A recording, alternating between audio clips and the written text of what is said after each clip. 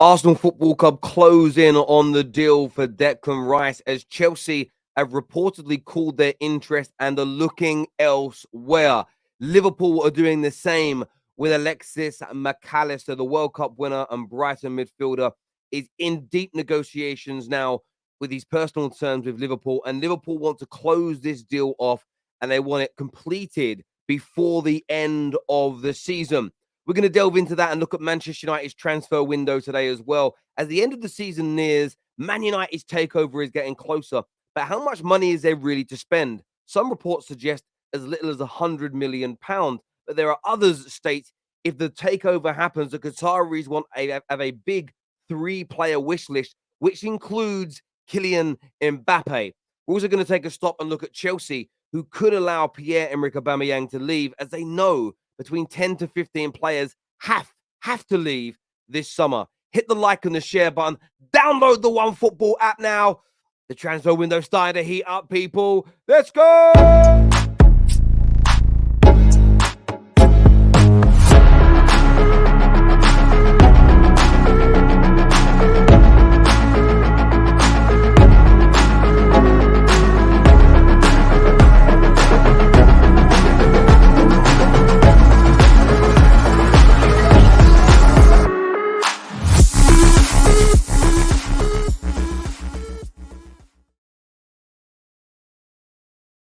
It has been an enthralling season.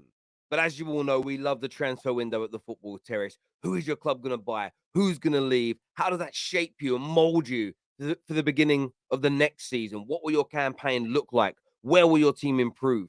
Now, Arsenal have been heavily linked to Declan Rice since January. As early as February, we were telling you about the reports from the mainstream media that personal terms were no problem, that personal terms were agreed. Now, this story on the OneFootball app this morning claims that Arsenal close in on £100 million Rice as Chelsea open talks with a £45 million alternative. Now, Rice has been linked with a move away from Arsenal for a long time, a move away from West Ham now for a long time, and Arsenal appear to be the front runners. So Jude Bellingham pretty much agreed his deal yesterday to go to Real Madrid. So we know transfers are going on now. This nonsense that you have to wait to the summer, I never understood it because we have many a transfer that are agreed ahead of time. This article goes on to say here that Arsenal are closing in on £100 million move for Rice. They are confident of getting the deal done. As many reports over the past 3 months have claimed, Rice is a particular admirer of how Arsenal play, seeing that this is one of the best approaches in European football right now, and has raved about them whilst watching them with the rest of his West Ham squad. The 24-year-old has been buoyed by Arteta having a clear plan for him, and with the Arsenal boss wanting to mimic mentor Pep Guardiola by evolving the attack next season. Chelsea, of course, have been interested in him for a long while, appear, according to this report, to be stepping away, almost conceding defeat, and will move towards Lavia of Southampton, of course, the former Manchester City man, in a £45 million deal as they look to bolster their midfield and grow their squad further. But more on Chelsea a little bit later. But Arsenal are closing in on this deal. And, you know, as I said for a long while now, I think Declan Rice is a superstar in the making. I think this would be a tremendous piece of business for Arsenal. He becomes the best midfielder at their club instantly. I think he's better than Partey. I think he's better than Xhaka. He can play multiple roles. You have one of those players out injured, he can fill that void. This man is a future Arsenal captain. And I know Odegaard's doing a good job, but who knows how long he'll be there. I'm just stating that Rice will have the ability to be the Arsenal captain. He's a leader, class football player, energy and physicality for days. What a signing this would be, even at £100 million. But I want your thoughts and I want your feelings below. Remember, as I said earlier, the best one-stop shop for all your football news, especially this transfer window, is OneFootball. They aggregate everything. They've got search all over the internet, all in one place. Download it and use it for free right now. Now, I want to talk a little bit about Liverpool. Liverpool are pressing ahead with negotiations for Alexis McAllister. They're looking to get him signed and they want the deal done before the end of the season. Personal terms are being thrashed out as we speak. Brighton have given permission for Liverpool to speak to him, and it is believed that there will be no issue in relation to getting a deal done on a price set between the two football clubs because talks have been going on since the World Cup to bring this player in. Now, of course, yesterday was a frustrating day for Liverpool fans as they saw the news about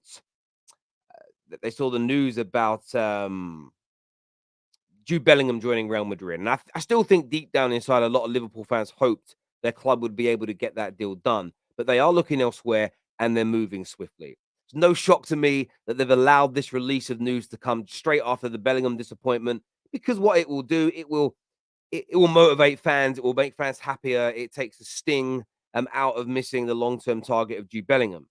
But McAllister is a class player. McAllister is a top professional. McAllister, a World Cup winner, 24 years of age. He's got that. He hasn't just got Premier League experience, so he understands the league. He isn't going to have to move nations very young and settle. You know, he's been in the UK a long time. He's a settled person here. I think it's a good piece of business. And they're talking about a price being around 35 to 40 million. That's some reports online. That's pretty cheap. That's pretty cheap for a man of his abilities. Now, from my point of view, they still need a lot more. The likes of James Milner is going to go, Keita, Ox. They've got a number of exits this summer, plus they need to bolster more.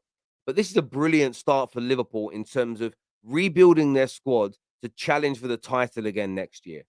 And there's been this change in system recently with Trent moving into a midfield role when they're in possession. And you've seen Liverpool go 7 games unbeaten and win 5 on the bounce. Now, there's still holes and there's still leaks in this team, but that is what the transfer window is for, to improve the quality of your squad and to motor on forward. But this deal is in advanced negotiations. This deal is close, not done and complete just yet, but it's very close to happening. So Liverpool fans, keep an eye out for this. But it does look like 24-year-old Argentinian McAllister will become a Liverpool football player. Now, I want to focus a little bit on Manchester United because the news surrounding them this morning is so contradictory, it's crazy. The Athletic have claimed that Man United only have £100 million to spend this summer. And the only way of increasing that is by selling players. I do think there's a little bit of scaremongering in this because most summers, most teams have to spend to be able to buy. However, whoever takes over our football club, if indeed it goes through, if the debt is wiped off of Manchester United's books, whether that's the Qataris clearing it and paying it off, or whether it's Sir Jim Ratcliffe taking the debt and placing it upon his business Ineos and removing the debt from Manchester United. If there's no debt, and if the new owners inject the maximum amount of cash, which is somewhere in the region of 100 to 150 million pounds into the football club, plus players are sold, then you were talking about a considerably higher kitty to be spent. Also, remember, Man United won't spend 100 million pounds on one player cash up front. Most deals are done via amortization. So you could spend 300, 400 million pounds in a summer, but the initial outlay may be 80, 90, 100 million pounds. So don't be suckered in by there's only a 100 million pound budget, because as we all know, most transfers are not paid in lump sums up front. They're done staggered over the length of the contract.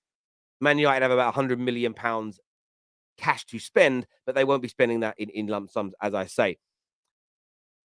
I think it's going to be okay if there's a takeover. I still believe that takeover is going through. So I'm pretty relaxed about that story. It isn't something I think Man United fans need to stress themselves about. However, news from Germany has suggested that there is a big 3-player wanted list from the Qataris if they take over, of Camavinga, Kingsley Coman, and Kylian Mbappe. Now, look, I'm kind of smiling when I read that, because 2 things come into my head. 1, wow, that would be amazing. 2, I just don't see it. And I don't see it because maybe Camavinga, because Jude Bellingham's gone to Real Madrid, but I think it's more Tchouaméni that could be the player that leaves more than Camavinga. But Camavinga's a possibility, maybe. There's talks in the January window, and although the club and Real Madrid have said, no, it was all nonsense, I often believe there's no smoke without fire. Can we get Kingsley Coman? Probably. That would be an attainable deal for the right money. Mbappe, Qatari connections, the prestige of Man United, new owners, big money. He's going Real Madrid, though. And that's the thing for me with this news. And I will say this to Man United. If I'm wrong on this, I'm glad and proud to be wrong. But for me, Mbappe is a Real Madrid player. Camavinga is going to remain a Real Madrid player, and I think we do need to look elsewhere. But I like the ambition of these new owners. If that is what they're looking at, let's go and do it. We need players of that ilk and of that quality to compete with Man City. We need someone to compete with the goals of Haaland, and you throw Rashford and an Mbappe, or Rashford and an Osimhen, Rashford and a Kane into a Man United team, you're going to compete on a goal level with them. But what I do like about the profile, though, of Mbappe, Camavinga, Coman, one thing I would say about Man United's team this year, we have some really good moments. There is a distinct lack of athleticism and speed.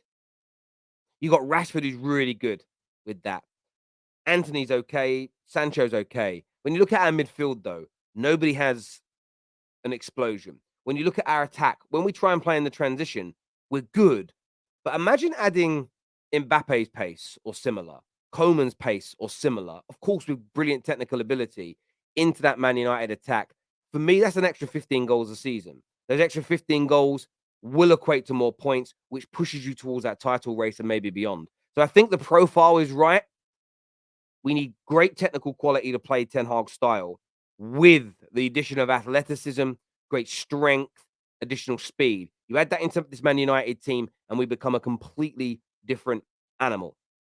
Now, I want to end on Chelsea because they are linked to Lavia, £45 million move. But I think the biggest focus for Chelsea fans this summer has to be the exits. Who is leaving?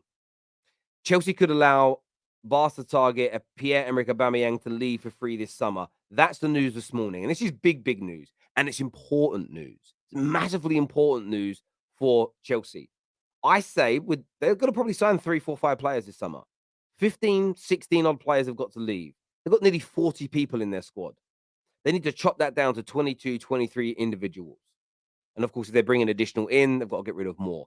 They may have to take a loss, or they may have to come to mutual consent agreements with a number of these players to allow them to leave.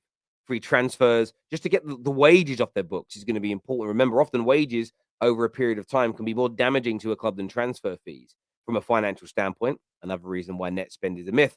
So I'm not surprised to see this. And this is good news for Chelsea fans because you need people like him off your books. There's so many players out there that you need to focus on removing. Loftus-Cheek, as an example. We know it's been reported that Gallagher, Mount, Kai Havertz, these individuals, whether you let them go on a free or whether you, in some cases, go, listen, we want 50 million, but we're being offered 35. Let's just get rid because de-swelling, essentially they need to, when you take anti-inflammatories, that's what Chelsea have got to do. They've got to do that to their squad. It's bloated, it's inflamed, it's in trouble. They need to calm that down. They need some Gaviscon on that squad. 110%. They do that with Poch, with the right signings. But this Chelsea team could be back fighting for top 4 and in contention for trophies within inside a year. One bad year. It's easier to recover from one bad year. Look at Barcelona and what they went through. It's when it becomes 2, 3, 4, 5 that it becomes it's trying to turn an oil tanker like a speedboat. It's impossible to do. Something's going to go wrong. But I want your thoughts and I want your feelings on that. Positive news for Chelsea this morning. Make sure the OneFootball app has been downloaded by wonderful and beautiful audience. Until next time, take care. Goodbye. God bless. And I'll see you all again soon. Thank you.